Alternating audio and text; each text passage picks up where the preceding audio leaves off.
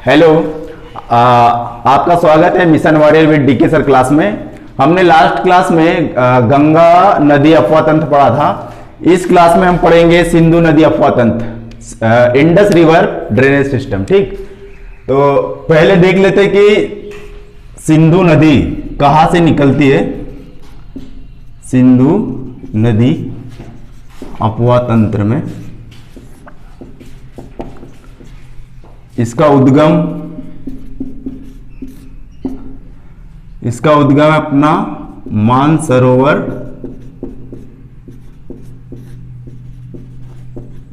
झील के निकट, और ये स्थित है अपना तिब्बत पठार। ठीक, और ये कहां जाकर मिलती है? अरब सागर में, अरब सागर। और इसकी लंबाई 2880 किलोमीटर और इंडिया में 1114 किलोमीटर। ठीक है, और इसकी प्रमुख सहायक नदियां देख लेते हैं।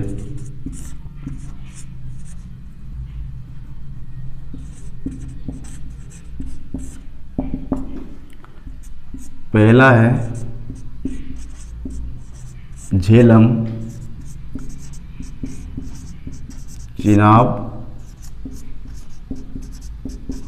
रावी, ब्यास, पांचवा है सतलज। ठीक है, अब ये झेलम, चिनाब, रावी, ब्यास, सतलज। अब इसको थोड़ा मैप से देख लेते हैं। ठीक है, ये हमारा उत्तरी भारत है। ठीक,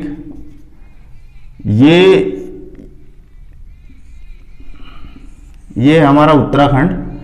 यहां पे ये हिमाचल प्रदेश, और ये हो गया हमारा, एक मिनट, यहां से ले लीजिए हिमाचल प्रदेश, ये पंजाब। ठीक, ये पंजाब, उत्तराखंड, ये हरियाणा। ठीक है, ये अपना जम्मू कश्मीर और ये लद्दाख। ठीक, ये हमारा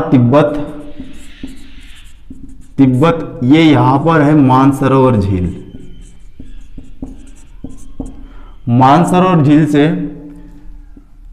ये सिंधु नदी लद्दाख होते हुए यहां दमचोक जगह से प्रवेश करती है, और ये यहां से होते हुए गिलगिट होते हुए ये पंजाब, ये पाकिस्तान से होते हुए ये अरब सागर, ये अरब सागर में जाके मिल जाती है। ठीक है, ये जो पाकिस्तान का यहाँ पे कराची के पूर्व, मतलब ये इस साइड से जा रही है, इस साइड से जा रही है हमारी सिंधु नदी, तो ये इस साइड से जाएंगे तो ये कराची के बाएं तरफ से निकल जाती है। ठीक है, और यहाँ पे दर्दिस्तान पाकिस्तान का होते हुए ये अरब सागर में मिल जाती है। ठीक है, अब इसमें सिंधु नदी तो हो गया, इसके प्रमुख तथ्य देख लेते हैं। दमचोक में इंटर होती है, और यहाँ पर है एक लेह लद्दाख जो शहरी, जो सिंधु नदी के दाहिने तट पर स्थित है। ठीक है, उसके बाद सेकेंड नदी जो इसकी सहायक नदी थी झेलम यहां पर एक झेलम एक कश्मीरी घाटी है। ठीक है, इसका उद्गम लिख लेते हैं।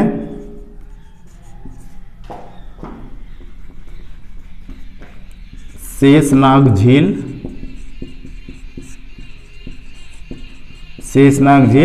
कश्मीर घाटी, ये यहां से शेषनाग झील कश्मीर घाटी से निकलते हुए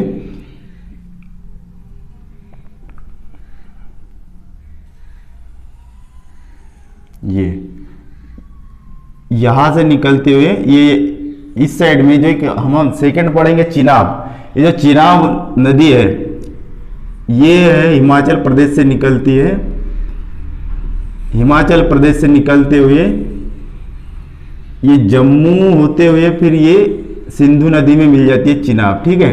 ये चिनाब नदी है, चिनाब नदी में झेलम नदी मिल जाती है, ठीक है, झेलम, ठीक। तो ये निकलती कहाँ से, उद्गम हो गया अपना शेषनाग झील कश्मीर घाटी, शेषनाग झील कश्मीर घाटी से निकली और कहाँ मिल गई, चिनाब में, ठीक है। ये हो गया चिनाब। अब चिनाब का उद्गम स्थल देख लेते। चिनाब का उद्गम स्थल है, चिनाब हिमाचल प्रदेश से निकलते, ठीक है। हिमाचल प्रदेश में चंद्र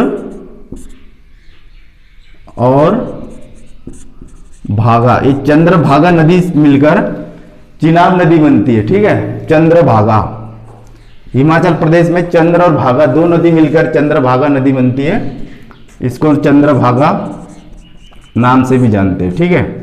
और इसका उद्गम स्थल ये है चिनाब K212 लारा पास, इसको 12 बाचा दर्रा भी बोलते, 12 बांचा दर्रा, ठीक है। ये हो गया, ये चिनाब नदी का उद्गम हो गया हिमाचल प्रदेश, ठीक। यहां लिख देता हूं हिमाचल प्रदेश। ये हो गया। सेकंड जो थर्ड है अपना रावी, रावी भी हिमाचल प्रदेश से निकलती है। ये यहां पर ही मान लीजिए रोहतांग दर्रा है, रोहतांग दर्रा, ये रावी जाकर ये भी चिनाब में मिल जाती है, ठीक है। रावी रोहतांग दर्रा, ठीक, कहा मिल जाएगी, ये भी चिनाब रिवर्स में। फोर्थ आ जाता हमारा व्यास नदी, ये भी हिमाचल प्रदेश से निकलती है, हाँ ठीक। ये भी चिनाब, जो व्यास नदी ये भी रोहतांग दर्रे से निकलती है,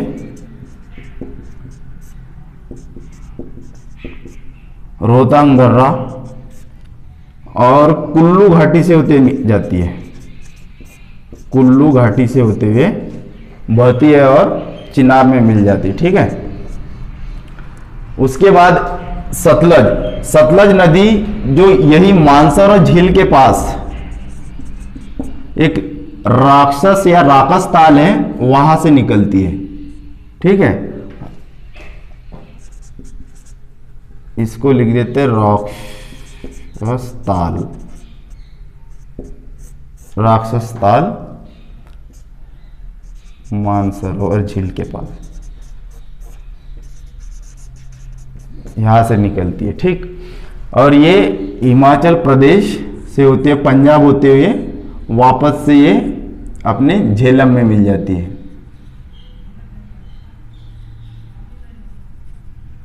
झेलम में मिल जाती है, ठीक है।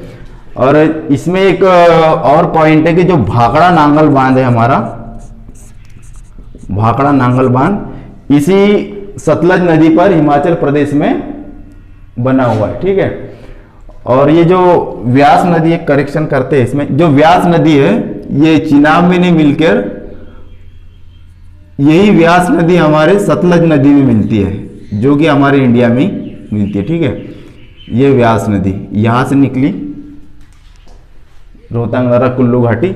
ये जो व्यास नदी यहां पर मिल रही है सतलज नदी में, ये पंजाब का कपूरथला, कपूरथला एक डिस्ट्रिक्ट है, कपूरथला पंजाब में, यहां पर मिलती है।